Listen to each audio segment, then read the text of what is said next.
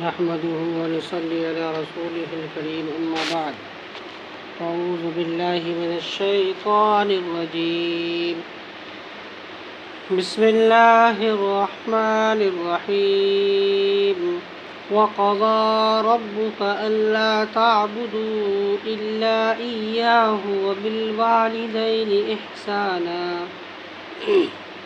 إما يبلغن عندك الكبر أحدهما أو كلاهما فلا تقل لهما أف ولا تنهرهما وقل لهما قولا كريما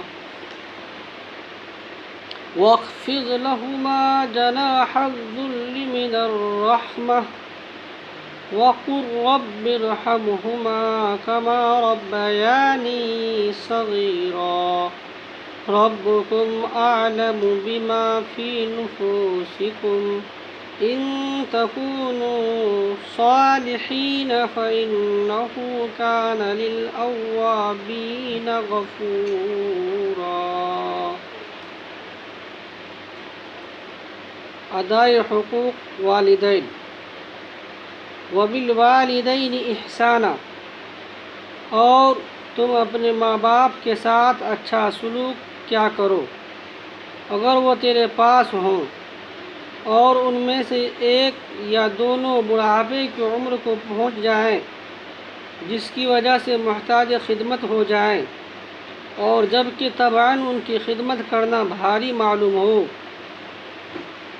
تو اس وقت بھی اتنا ادب کرو کہ ان کو کبھی وہاں سے کبھی ان کو اف بھی مت کہنا اور نہ ان کو جھڑکنا، اور ان سے خوب ادب سے بات کرنا اور ان کے سامنے شفقت سے انکساری کے ساتھ جھکے رہنا، اور ان کے لیے حق تعالی سے یوں دعا کرتے رہنا کہ اے میرے پروردگار ان دونوں پر رحمت فرمائیے جیسا کہ انہوں نے مجھ کو بچپن کی عمر میں پالا پرورش کیا ہے، اور صرف اس ظاہری توقیر و تعظیم پر اکتفا مت کرنا، دل میں بھی ان کا ادب اور قصد اطاعت رکھنا، کیونکہ تمہارا رب تمہارے دلوں کی بات کو خوب جانتا ہے، اور اسی وجہ سے تمہارے لیے اس کی تعمیل آسان کرنے کے واسطے ایک تخفیف کا حکم بھی سناتے ہیں کہ اگر تم حقیقت میں دل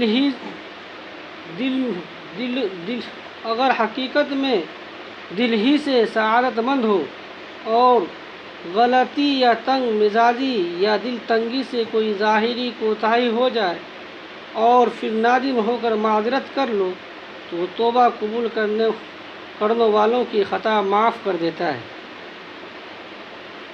ابن ماجہ میں مستدرک حاکم بن صحیح حدیث میں حضرت نے فرمایا کہ باپ جنت کا درمیانی دروازہ ہے.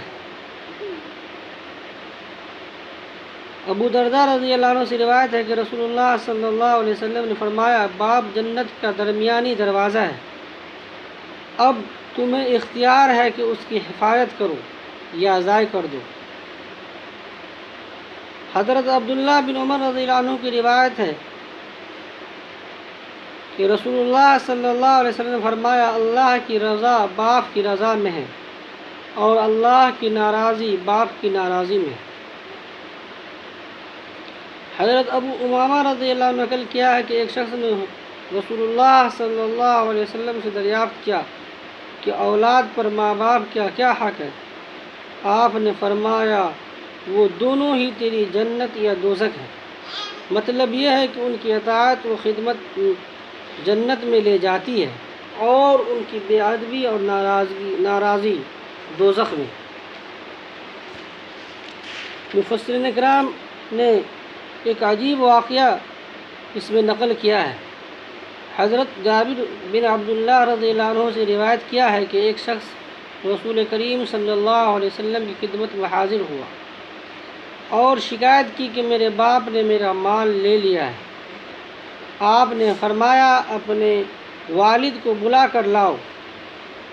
اسی وقت جبریل امین تشریف لائے اور رسول اللہ صلی اللہ علیہ وسلم سے کہا کہ جب اس کا باپ آ جائے تو آپ اس سے پوچھیں کہ وہ کلمات کیا ہیں جو اس نے دل میں کہے ہیں، خود اس کے کانوں نے بھی ان کو نہیں سنا۔ جب یہ شخص اپنے والد کو لے کر پہنچا تو آپ نے والد سے کہا کہ کیا بات ہے، آپ کا بیٹا آپ کی شکایت کرتا ہے، کیا آپ چاہتے ہیں؟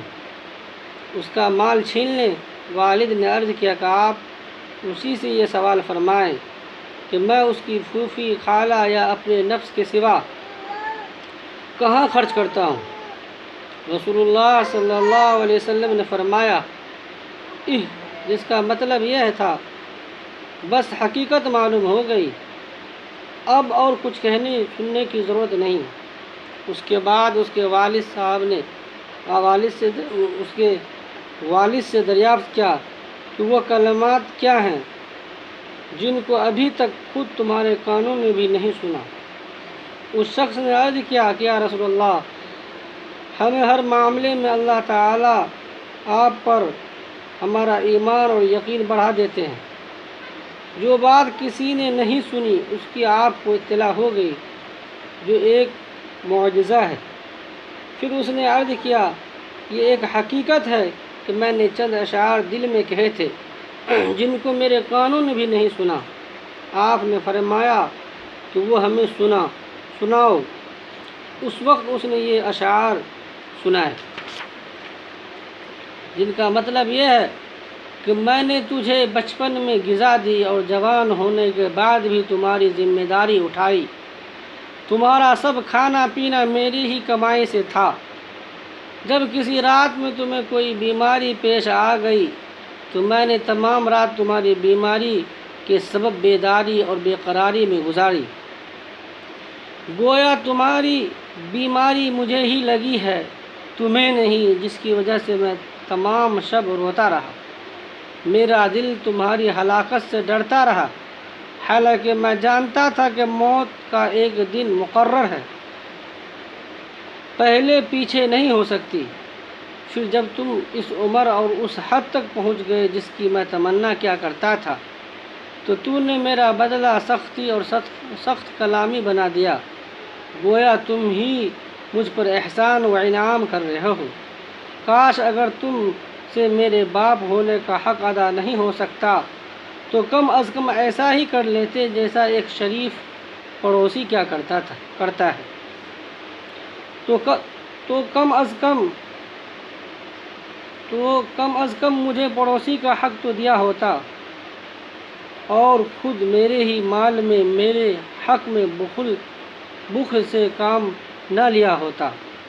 رسول اللہ صلی اللہ علیہ وسلم نے یہ اشعار سننے کے بعد بیٹے کا گریباں پکڑ لیا اور فرمایا انت و مالک لابیک، یعنی جا تو بھی اور تیرا مال بھی سب باپ کا ہے۔